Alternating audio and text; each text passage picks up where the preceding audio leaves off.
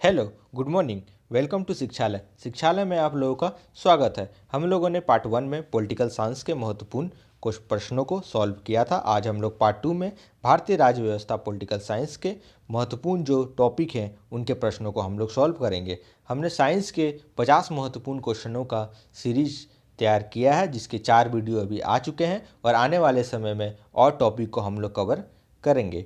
और हमारा मुख्य रूप से BPSC 67 प्रीलिम्स एग्ज़ाम और बिहार एसएससी, बिहार दरोगा, एसएससी आदि एग्ज़ामों मुख्य रूप से फोकस रहेंगे और पिछले वर्ष स्टेट पीसीएस एग्ज़ामों में पूछे गए प्रश्नों को साथ लेके हम लोग यहाँ हल करेंगे। आइए इस टॉपिक को शुरू करने से पहले हम लोग कुछ सिलेबस को थोड़ा जान लेते हैं, जो मुख्य रूप से उनसे महत्वपूर्ण प्रश्न पूछे जाते हैं।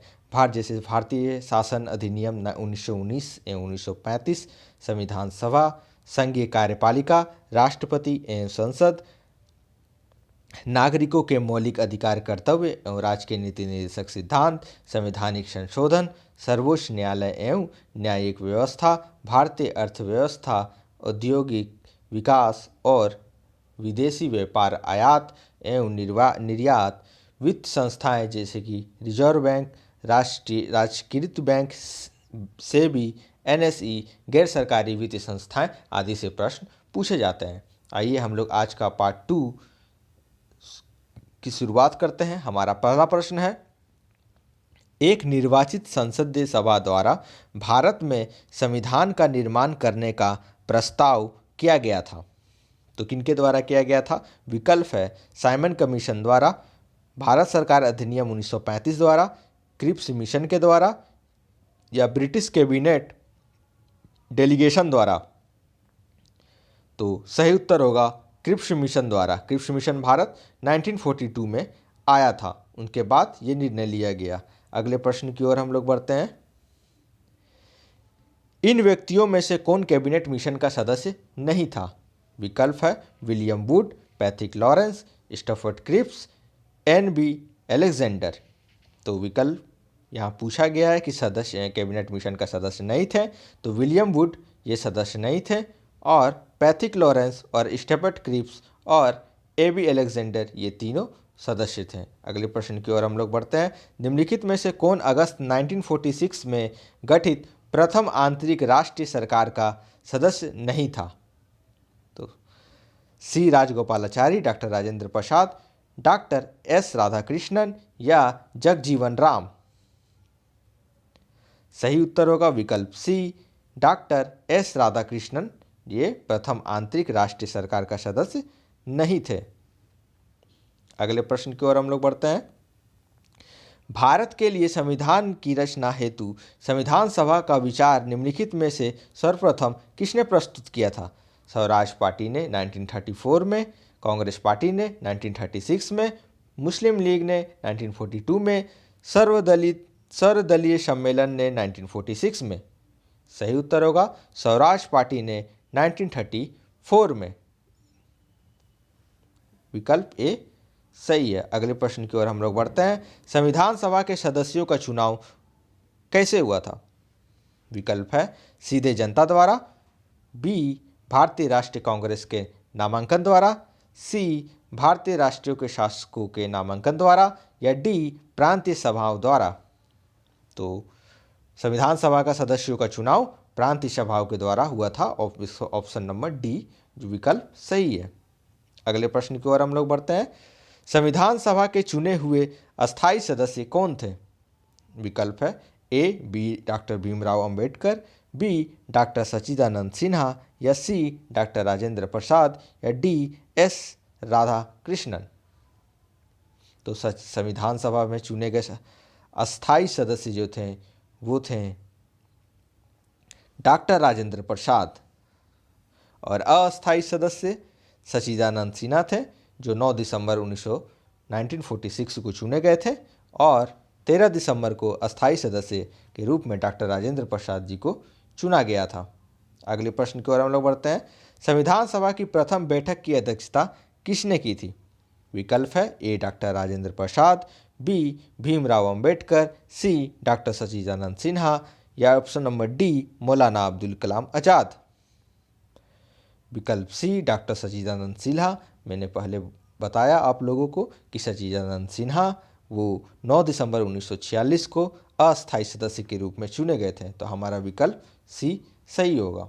अगले प्रश्न की ओर हम लोग बढ़ते हैं। संविधान सभा का गठन कब हुआ था? दिसंबर 1946 में या दिसंबर 1948 में, नवंबर 1950 में या दिसंबर 1951 में?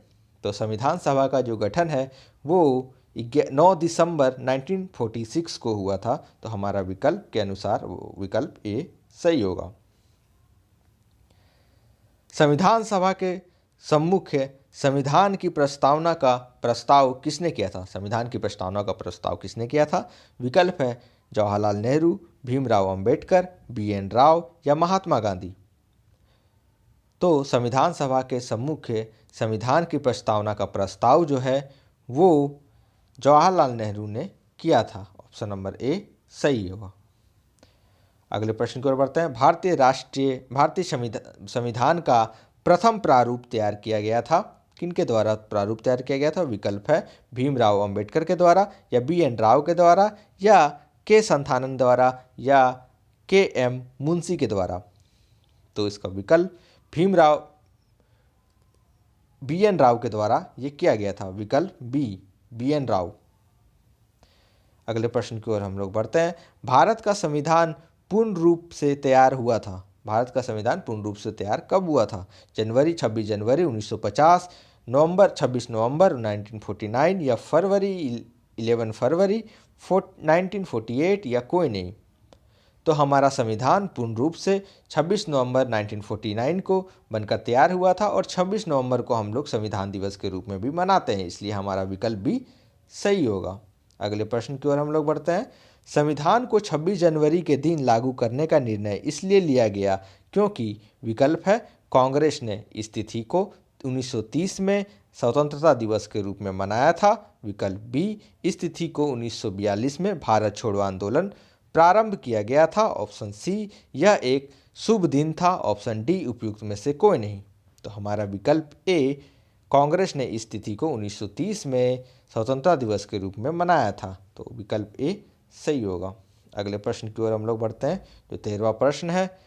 भारतीय संविधान को अपनाया गया था और विकल्प है संवैधानिक सभा द्वारा या ब्रिटिश संसद के द्वारा या गवर्नर जनरल द्वारा या भारतीय संसद द्वारा।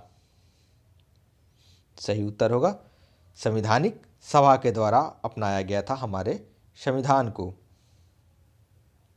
अगले प्रश्न की ओर हम लोग बढ़ते हैं, जो हमारा आज का 14वां प्रश्न है। भीमराव अंबेडकर का संविधान सभा में निर्वाचन हुआ था पश्चिम बंगाल से या बम्बई प्रेसिडेंसी से या तत्कालीन मध्य भारत से या पंजाब से? तो इनका चुनाव बंगाल प्रेसिडेंसी से हुआ था। काफ़ी महत्वपूर्ण प्रश्न है ये। भीमराव अंबेडकर का बंगाल प्रेसिडेंसी से हुआ था और ये प्रारूप समिति के अध्यक्ष भी थे। अगले प्रश्न की ओर हम लोग बढ़ते हैं। संविधान सभा में व्यक्ति मताधिकार को 15 वर्ष के लिए स्थगित करने की बात की गई थी। किनके द्वारा की गई थी? डॉक्टर राजेंद्र प्रसाद के द्वारा या जवाहरलाल नेहरू जी के द्वारा या मौलाना आज़ाद के द्वारा या भीमराव अंबेडकर के द्वारा? तो ये बात मौलाना आज़ाद ने की थी। हम लोगों ने संविधान सभा से 15 महत्वपूर्ण प्रश्नों को देखा। आने वाले पार्ट में हम लोग पार्ट 3 में और पॉलिटिकल साइंस भारतीय राज्य व्यवस्था के महत्वपूर्ण क्वेश्चनों को सॉल्व करेंगे। हमारे साथ बने रहने के लिए बहुत बहुत धन्यवाद। हमारे साथ जुड़े रहें और सब्सक्राइब करें। Thank you.